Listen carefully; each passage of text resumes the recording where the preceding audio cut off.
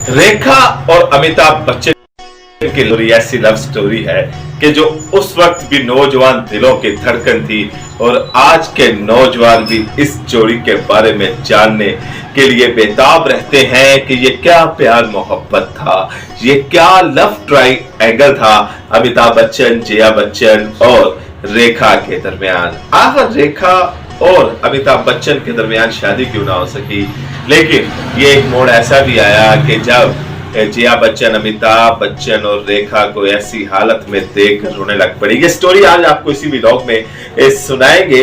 रेखा से जो पहली मुलाकात अमिताभ बच्चन की हुई थी वो 1972 में हुई थी, 1972 में हुई थी, लेकिन उससे पहले जया के साथ इनकी शादी हो चुकी थी। जया भादुरी उनका नाम था, जया बच्चन का, और अमिताभ बच्चन की उनके साथ शादी हो चुकी थी। 1969 में दोनों ने, रेखा और अमिताभ ने अकेले ही जो था वो फिल्मी कैरियर का आगाज किया था, लेकिन दोनों के दरमियान मुलाकात कोई ना हो सकी थी। लेकिन 1972 में इनके दरमियान पहली मुलाकात हुई जब एक फिल्म अपने पराए बनने जा रही थी, लेकिन ये फिल्म कुछ ऐसा हुआ कि ये फिल्म बंद हो गई। फिर ये थोड़े अरसे बाद इस फिल्म को एक नए नाम के साथ रिलीज किया गया। 1973 में नमक हराम में फिर अमिताभ बच्चन और रेखा इकट्ठे हुए, लेकिन इसमें रेखा और अमिताभ के दरमियान एक ज्यादा कुर्बत या ज्यादा क्लोजनेस ना आ सकी, दोनों एक दूसरे करीब ना आ सके, क्योंकि इसमें रेखा जो थी वो हीरोइन थी राजेश खन्ना जी की। तो राजेश खन्ना और रेखा इन दोनों का टाइम ज्यादा इकट्ठा गुजरता था। फिर एक फिल्म आई 1976 में, दो अनजाने, और यहाँ से दोनों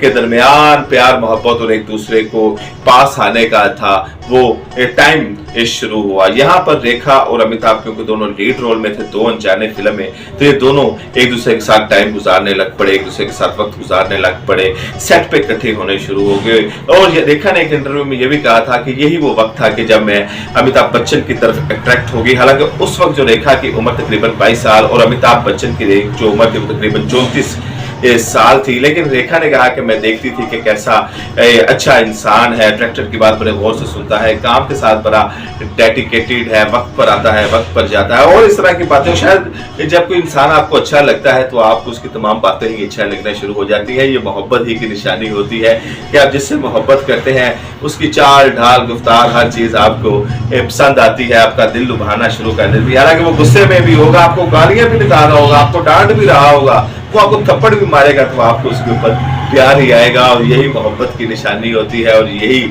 इस चीज का वाज़ा करती है कि दोनों के दरमियान प्यार मोहब्बत जो था वो अपने रूज पे था। फिर 1978 में फिल्म आई अमिताभ बच्चन की और रेखा जी की, बड़ी सुपर डुपर फिल्म थी मुकद्दर का सिकंदर। इसका प्रोजेक्शन शो था, पहला शो था, और जो जया बच्चन थी वो पहली सीट पर बैठी हुई थी और उनके पीछे अमिताभ बच्चन अपने फैमिली मेंबर्स के साथ, वालन के साथ वहां पर बैठे हुए थे, और तीसरी रो रेखा जी बैठी हुई थी। फिल्म शुरू हुई और मुकद्दर का सिकंदर, आपने अगर फिल्म देखी हो, उसके गाने भी बड़े सुपर हिट थे। तो मुकद्दर का सिकंदर आपने फिल्म देखी हो तो उसमें आप देखेंगे कुछ रोमांटिक सीन भी हैं अमिताभ बच्चन के और रेखा के। और जब जया बच्चन ने स्क्रीन के ऊपर ये तमाम प्रोजेक्शन देखी मुकद्दर का सिकंदर की, तो जया बच्चन रोना शुरू हो गई। हालांकि जया बच्चन खुद फिल्म इंडस्ट्री का ऐसा थी, उनको मालूम था कि ये सब कुछ फिल्म की जरूरत होती है, लेकिन जो अंदर की वो एक चीज थी वो उसको बर्दाश्त न कर पाई। अपने महबूब को बांटता हुआ देखकर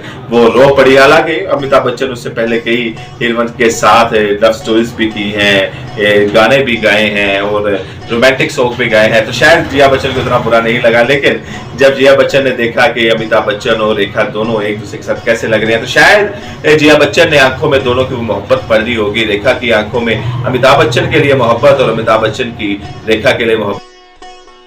बीवी से तो कोई चीज नहीं छुप सकती कि जिसके आप हिस्सेदार हो, और आप में कोई शराकतदारी कबूल नहीं करती बीवी। तो यही कुछ हुआ, जया बच्चन वहां पर रोना शुरू हो गई इन दोनों को देख, और उनके आंसू वहां पर बैठे 3 रो के तमाम लोगों ने देखे। फिर 1981 में एक फिल्म आई 1981 में, सिलसिला, और जब इस फिल्म को बनाया गया तो उसमें पूरा एक लव ट्रायंगल आया, दिखाया गया अमिताभ बच्चन, जया बच्चन और रेखा, और ये भी इनकी कोई जो पर्सनल लाइफ थी, जो जाती जिंदगी, हकीकी जिंदगी थी, उससे मिलती जुलती ये फिल्म थी। लेकिन उसके बाद ये तय हो गया था कि अब कोई भी अमिताभ बच्चन और रेखा इकट्ठे फिल्म नहीं करेंगे। हालांकि ये 1978 मुकद्दर के सिकंदर के बाद ही तय हो गया था। अमिताभ बच्चन के कानों में ये आवाज आ गई थी और अमिताभ बच्चन बाकी प्रोड्यूसर को कह दिया था कि अब मैं रेखा के साथ कोई फिल्म नहीं करूंगा। लेकिन 1981 में ये कैसे फिल्म साइन हुई है मैं फिर आपको एक किसी वीडियो में बताऊंगा, बहुत जल्द किसी वीडियो में बताऊंगा। इस कहानी की बड़ी दिलचस्प है, लेकिन इसके जो डायरेक्टर थे बड़े मायनाज डायरेक्टर थे, उन्होंने जिया बच्चन को राजी कर लिया किसी ना किसी तरीके से। फिर ये मौदा ये तय हुआ कि अब ये दोनों किसी इकट्ठे फिल्म में काम नहीं करेंगे। लेकिन 1978 के बाद रेखा